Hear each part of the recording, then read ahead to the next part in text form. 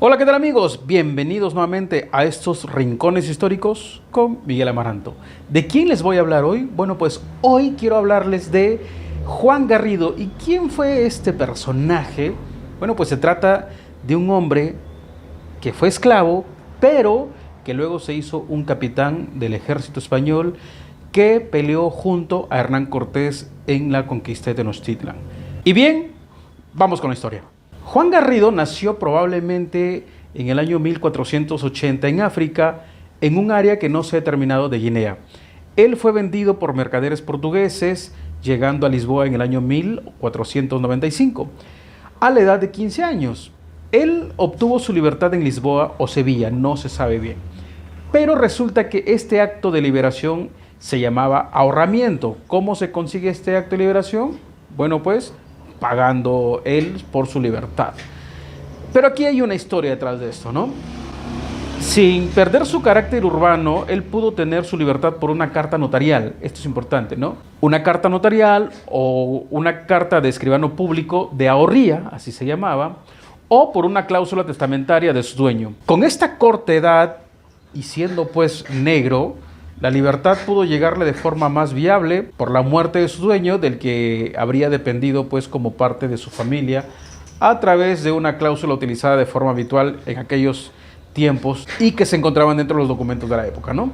Y esta carta, esta cédula decía: desde el día de mi enterramiento se hades libre, e forro e quito de todo cargo de cautiverio, e sujeción alguna, que hacedes persona libre. Pero faltaba una condición para que sea completamente libre. ¿Qué se necesitaba?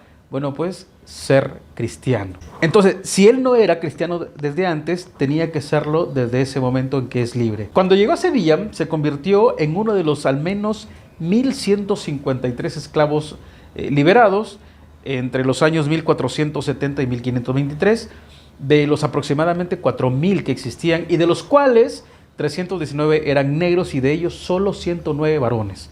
Quizás su liberación estuvo sujeta al compromiso de servir a alguno de los herederos de su antiguo amo. Esto quizá explicaría que pudiera haber embarcado en las Indias y arribar a Santo Domingo entre los años 1502 a 1503, ya sea por haber ganado el dinero suficiente para pagar el pasaje durante su servicio, o, como ya lo dije, por haber servido o por haber sido acompañante de alguno de los herederos de su antiguo amo, posiblemente el castellano Pedro Garrido. ¿Cómo se daba la situación en esta época? Resulta que desde 1501 los reyes concedieron privilegios para el envío de negros a las Antillas, con la condición de que fueran cristianos. Por eso él se tuvo que convertir. Los acuerdos solicitados a la corona sobre ese privilegio de llevar de Sevilla a la España esclavos negros para suplir la alta mortandad de los indios, lo cual se quería pues que se extendiera más a otros territorios de las Antillas y la América continental, tuvieron diferentes fases de aceptación o bloqueo a petición de autoridades como Nicolás de Obando,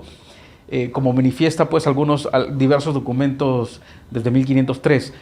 Juan Garrido, además de ser libre y por tanto estar al margen de dichos cumplimientos, cubría otro de los requisitos que se citaron respecto a la llegada de negros a las Antillas: estar integrado en la religión cristiana y costumbres castellanas que fueran ejemplo para los indios, ¿no?, con los que iban a convivir.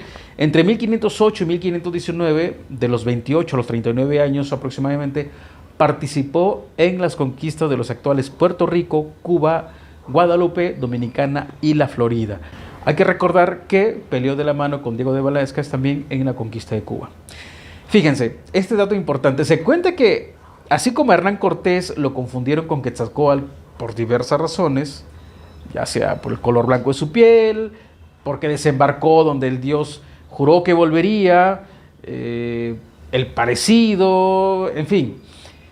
Resulta que esto poco se cuenta, el terror que ocasionó Juan Garrido, obviamente de raza negra, al ser confundido con Tezcatlipoca, el dios azteca de piel negra. Fíjense, Garrido, que participó en la toma de Tenochtitlan, dicen que ya colgó su espada y sus botas durante un tiempo dedicándose a la agricultura. Él tuvo una aportación importante en la agricultura, pero además obtuvo lotes de tierra y esclavos que trabajaron sus campos y le hicieron rico, siendo el primer hombre en plantar trigo en América.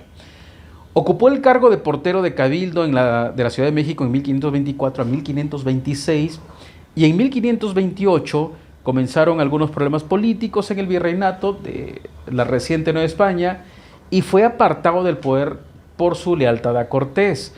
Pero esta capacidad guerrera y este espíritu inquieto le hizo hacerse con un lote de nuevos esclavos y partir rumbo a Zacatula a buscar oro, pero fracasó. Y vuelve a la Ciudad de México poco después. Pero sus ansias de aventuras le harían explorar California con la expedición de Cortés de 1530.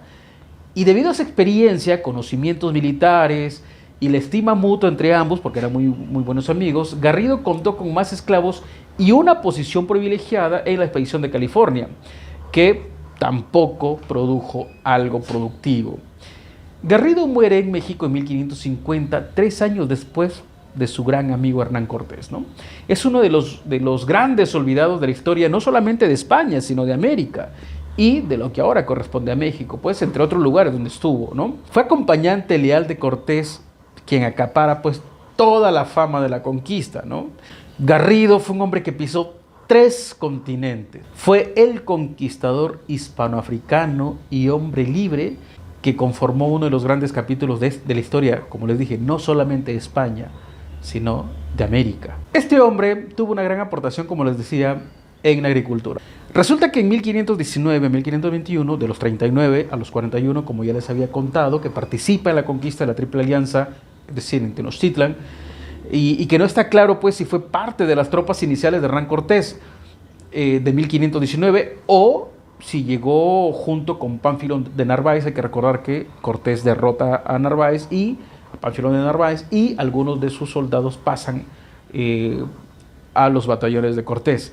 Entonces no se sabe en realidad, pero es más probable y los historiadores apuntan a que puede ser la segunda opción, es decir, que llegó junto con Pánfilo de Narváez. Resulta que en la noche triste, que se dio entre el 30 de junio y el 1 de julio de 1520, se encontró entre las tropas que debieron huir de México Tenochtitlan. Resulta que después de derrotar a la Triple Alianza, fue una de las primeras personas en adquirir un terreno en la primera traza que Hernán Cortés realizó tras la conquista de la ya nueva Ciudad de México. En 1524 adquirió un solar en el tramo que tenía el nombre de San Andrés sobre la calle de Tacuba. Bueno, este lugar se encontraba en un sitio preferencial que gracias a la acequia de Chapultepec le facilitaba pues el cultivo de las tierras. Y en ese año solo se concedieron 7 solares en Tacuba y 14 huertas. Dicha huerta, la de Garrido, ahí es donde se edifica la ermita de San Hipólito, que lo hace Juan Garrido en honor a los caídos en Tenochtitlan, tanto en honor de españoles y de los indígenas que fueron vencidos en ese momento. Hay que recordar que esta fue la primera construcción previa a la iglesia que está en el mismo lugar donde, como les decía, murieron parte de sus compañeros, tanto indios como castellanos en la noche triste, ¿no? Por ejemplo, unos apuntes de los cronistas de la época escribieron lo siguiente. Uno, que es de Cervantes de Salazar, en sus crónicas de la Nueva España, dice: edificaron luego los nuestros una iglesia en memoria y conmemoración de aquella tan insigne y nunca oída victoria a San Hipólito en aquella parte y lugar donde saliendo los nuestros de México murieron de ellos más de 600 a la mano derecha de la calzada saliendo de la ciudad, aunque como tengo atrás dicho, donde lo más murieron, que es un poco antes en la misma calzada, un conquistador edificó una ermita. Ambos templos están hoy en pie, aunque mal parados. Y luego hay otra que dice: esta iglesia tuvo su origen en una ermita que construyó el conquistador Juan Garrido, que ya se menciona el 8 de marzo de 1524, al señalar el lugar que tenía una huerta de Hernán Martín. La ermita estaba dedicada a los que en aquel lugar perdieron la vida al ser expulsados los españoles y sus aliados de Tenochtitlan, por lo que fue llamada Ermita de los Mártires. Más tarde se incorporó esta devoción a una capilla del templo de San Hipólito. Y bueno, pues en ese mismo año, en 1521, en los campos cercanos a la construcción, Garrido plantó las primeras semillas de trigo de Mesoamérica. Pero que seguramente fueron o fue la primera plantación de trigo en América continental.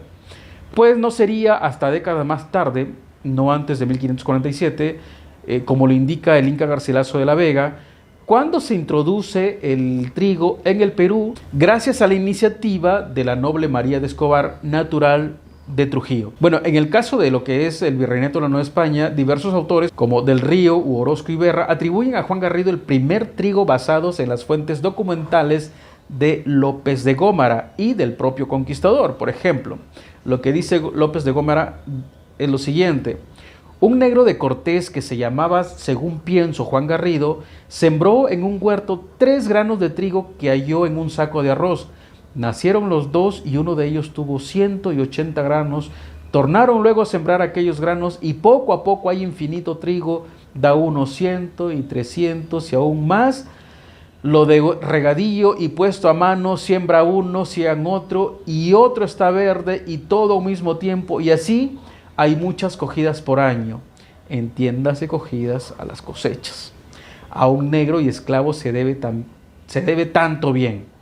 No más que aquí el error que comete Gómara es que Juan Garrido pues ya no era esclavo. De hecho, cuando Juan Garrido hace una solicitud de probanza, ahí hace la explicación sobre esta acción que él tuvo al sembrar el trigo. Entonces dice: también porque fui el primero en tener la inspiración de sembrar trigo aquí en la Nueva España y ver si crecía. Esto lo hice a mis expensas. Y bien, este fue un hombre muy activo que siempre quiso estar pues en otras expediciones. De hecho, fue parte de la expedición de Antonio de Carvajal a Michoacán y Zacatula en 1523, ya con 44 años. En 1524 aparece en el Cabildo, primero como portero, siendo el primero del Cabildo, y luego como guarda del agua que venía de Chapultepec. Su función en el Cabildo era llamar a los regidores el día de sesión y poner la mesa y bancos donde se reunía el Cabildo. Sobre su labor de la vigilancia de las acequias y el agua potable, el servicio de las huertas de los vecinos, pues era fundamental para que nadie pasara por ahí y no ensuciara, ¿no? Juan Garrido siempre fue considerado un importante líder militar, ¿no? Y de hecho, cuando estuvo en la Ciudad de México, como les había comentado, sale a otras expediciones con otros personajes, además de ir a la actual Baja California con Hernán Cortés. Y luego, ya después de que tiene él una cantidad de años considerable, ya cansado y un tanto frustrado porque no consiguió nada con sus últimas expediciones, él fija su camino hacia la Provenza, ¿no? Y esto pues porque de pronto se da un levantamiento de negros, luego se prohíbe la entrada a esclavos hacia América, y para que no tuvieran ningún problema, entonces Juan Garrido solicita esta Provenza, dando pues todos los argumentos de su participación en las expediciones con Diego de Velázquez, Hernán Cortés, entre otros. Y bueno, ya con 58 años, él decide realizar un escrito de su Provenza que dice así: yo, Juan Garrido, residente de color negro, vecino de esta ciudad de México, me presento ante su majestad y declaro que tengo la necesidad de hacer una Provenza a perpetuidad del rey. Un reporte de cómo servía a su majestad en la conquista y pacificación de esta Nueva España, del tiempo cuando el marqués del Valle, o sea Cortés, la llevó a cabo. En su compañía estuve presente en todas las invasiones y conquistas y pacificaciones que se llevaron a cabo, siempre con el marqués. Todo lo hice a mis expensas, sin recibir salario o repartimiento de indios o alguna otra cosa. Soy casado y residente en esta ciudad donde siempre he vivido, y también como fui descubrir y pacificar las islas de San Juan de Boriquén, de Puerto Rico, y también como fui a la pacificación y conquista de la isla de Cuba por el adelantado Diego Velázquez. En todas estas maneras, por 35 años he servido y sigo sirviendo a su majestad. Por estas razones me dirijo a su merced.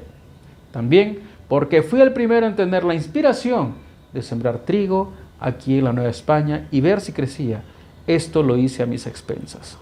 La importancia de este personaje para conocer también cómo se dan estos intercambios culturales, no solamente entre españoles e indígenas, sino también entre indígenas y los afrodescendientes, o españoles y los afrodescendientes, que nos han dado hasta el día de hoy una gran riqueza. Si te ha gustado este video, deja tu comentario y compártelo, pero sobre todo, suscríbete.